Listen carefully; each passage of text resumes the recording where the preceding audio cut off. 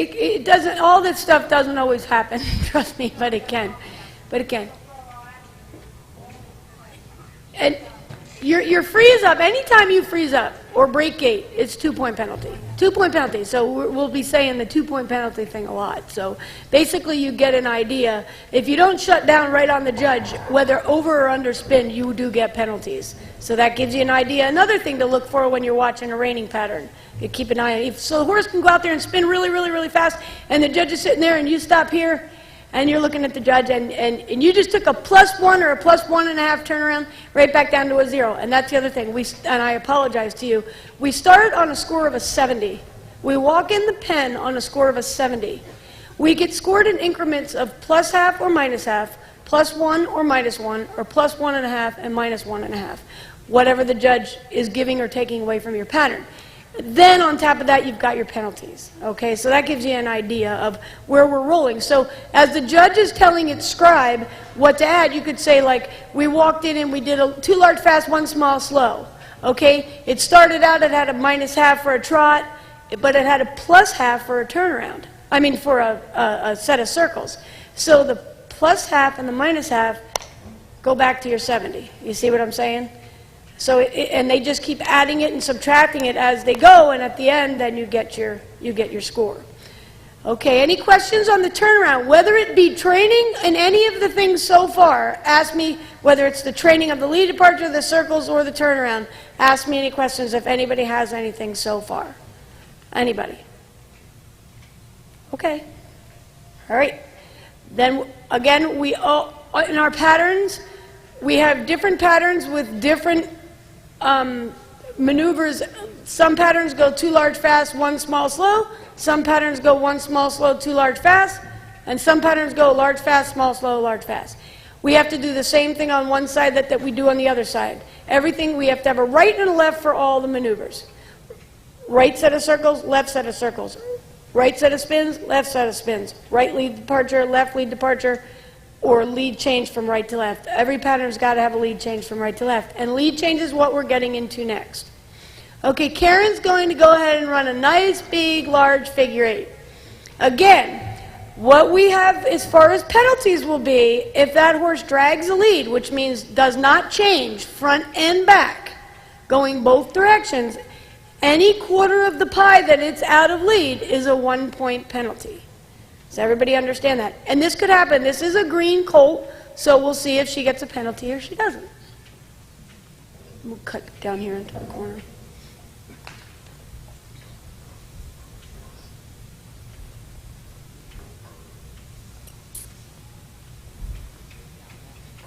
Okay, she started off to the left. Nice big left circle. Pick up a little bit of speed. Then she's going to come through the center, which is important. Shift her body weight and go to the right. Into the center and change. Beautiful. Right circle. Never change the speed, never change the top line of that horse. It was a very pretty lead change. Hands stayed up. Karen's showing them positive. Same spot in the center and the other direction. Very good. Okay, now that way, I was said if I was judging, he'd have sat on a +0.5 going from left to right. But if you guys notice, he didn't drag a lead, but he didn't guide as nice from the right to the left that he did from the left to the right. So as the judge, I had him starting on a +0.5, but then when he did that, he kind of hung up and didn't guide real pretty going from right to left. I'd have taken that half away and she'd still be back on a 0. You understand how that works now? You kind of build a little and take a little, and build a little and take a little. All right? Nice, Karen. Very nice. Okay, next we're going to get into a rollback. Go ahead.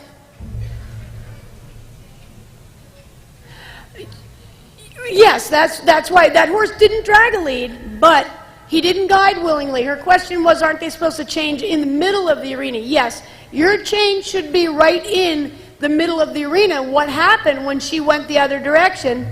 Now there was right in the middle of the arena.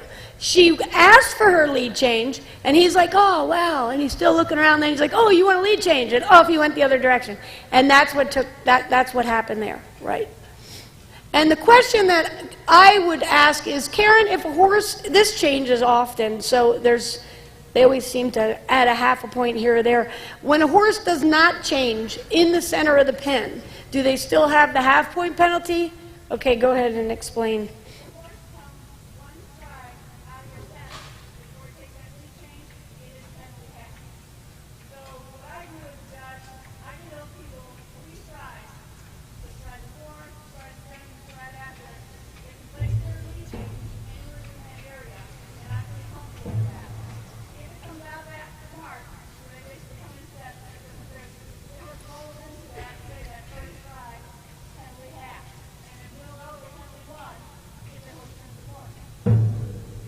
Everybody understand that?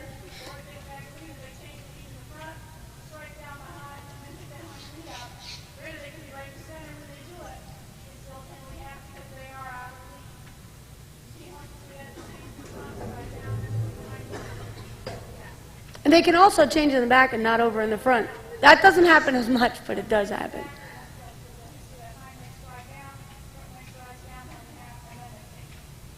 Questions on the lead change? Questions on training the lead change? I'll bet you guys do have questions on training the lead change, because that's kind of difficult. Nobody? Okay. All right. Next, we're going to go ahead and get into the rollback.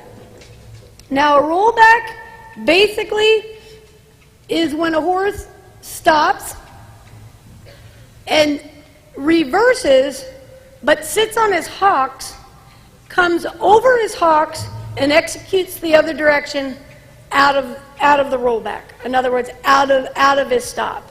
I'm going to kind of do a little bit in front of you there and show you what I mean. And what you want to do is you want to see that horse, whoa, slide a little, whether you're running and stopping or what, and then that horse is going to come along, and then you're going to lope out, and that horse is going to sit on his hocks, come around, come over his hocks, and then lope off in the other direction. As a rider, you want to try to stay, as I'm going to roll back to the right here, as a rider I want to stay on the left side and let that horse come around. This is not always, again, an easy, although I've seen some Morgans roll back really, really good, but they can start off wanting to pull a lot from the front and, again, not sit down as much. They like to overpower with their front end sometimes. So I'm going to lope around and show you a little bit of a rollback here. I'm going to do it in front of you. And we always teach them to roll back before we teach them their sliding stop, because it's a good way to teach them to get on their hocks and get soft in their chin and give yourself some time. Oh. Then I'm going to come back and roll back. See how he kind of sat down and brought his shoulders around and loped out on the other lead going the other direction.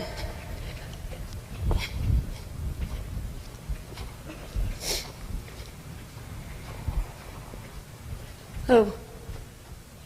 Wait, back, hold back. That horse was too wide for me there. I didn't like that. But a little secret, that's his bad side for rollbacks. Whoa.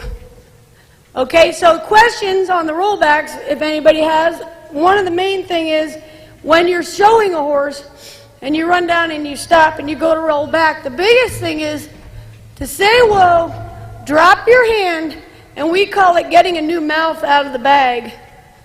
Now Karen's going to give him his head, reverse, and lope off, okay?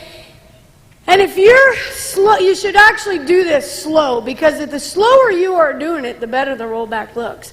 We can get ahead of ourselves, and we get pulling too quick, or you get anxious, or if you have a really big stop, you think, oh my God, and you got to get out of the rollback too quick. If you say whoa, soft, you wait, you drop your hand, we call it, you get a new mouth out of the bag. You do not want to roll back with the same pull that you said whoa. Because what happens when you drop your hand, that horse gets time to stand back up, come back from sitting on his hocks, get fresh, and then go back again. If you're trying to roll back while that horse is sliding, or with the same pull, you're going to pull him off balance. Does everyone understand that? Now, as far as penalties, what happens is penalties in a rollback is it's the same thing as your lead departure. Up to 4 steps trotting out of a rollback is a half a point. Starting your 5th step on there is 2 points. It's the same as your lead departure. Any trotting out of a rollback is a half a point up to 4 steps. On the 5th step, is 2 points. Does everyone understand that? Okay, any questions on the rollbacks? And in every pattern, you have a right lead departure and a left lead departure. Some patterns you stop up and down the center, some patterns you run around the sides. When you're doing your sliding stops, which is coming next, some patterns are asked to stop by your center marker, and some patterns you stop by your end markers. If you do not pass your marker, it is a 2-point penalty. You have got to stop past your marker, or it's a 2-point penalty. And that's a big deal. Me as an instructor and a teacher to my non-pros, that's the first thing I teach them. Because to have a gorgeous pattern and then miss a marker, we call it, is a 2-point penalty. I really try to teach people how to gauge their lines, how to use their strides, and how to use your markers. It's very, very, very important, because that can get you right out of the ballpark. Okay, we're going to get into the sliding stop next. Any questions while I'm talking, please be free to ask me. When a horse does a sliding stop, he's actually, if he's stopping correctly, he's using his belly muscles, the same as a backup. If a horse is backing properly, a horse is actually using his belly muscles and sitting down on his back end and keeping his front end loose. And it's the same thing for a sliding stop. You want that horse to be strong in his belly and be able to pull himself along with the front end and round his back. A horse with a weak belly muscles generally isn't going to make a good stopper, or you're going to have to do a lot of working on it. Another thing is, when a horse does a sliding stop, you want him to wait on you and you want him to run straight. If a horse is not running straight going down to his stop, whether he's leaning on the left or the right, he's going to be pushing through that side of the bridle, which means when you go to stop, he's going to lean on one side or the other, and he's not going to have both feet in the ground, and then he's not going to be able to elevate that front end and pull himself along. He's going to be pushing out to the left or the right. Does everybody understand that? That was very nice, Ellen. And if you go down and your horse gets too quick, and he starts running before you ask him, you go ahead and pull him in the ground, go break to a walk or go back where you came from. This horse always has to be waiting on you to ask him when to go. If he gets too anxious, this horse gets a little bit anxious sometimes, I always have to remind him to come back. The horse Ellen's on and this horse, they're a little bit more laid back, and we have to put a little bit of run into them. It's both okay. There's good horses that do both. It's just a different way of getting the horse ready to show. Karen, do you want to go ahead and run down there? You'll see Karen lean back as far as her body position. She'll lean back. She'll keep her shoulders behind the front of that saddle.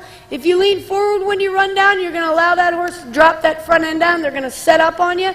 They're not going to be driving from behind. Karen's going to lean back as she goes down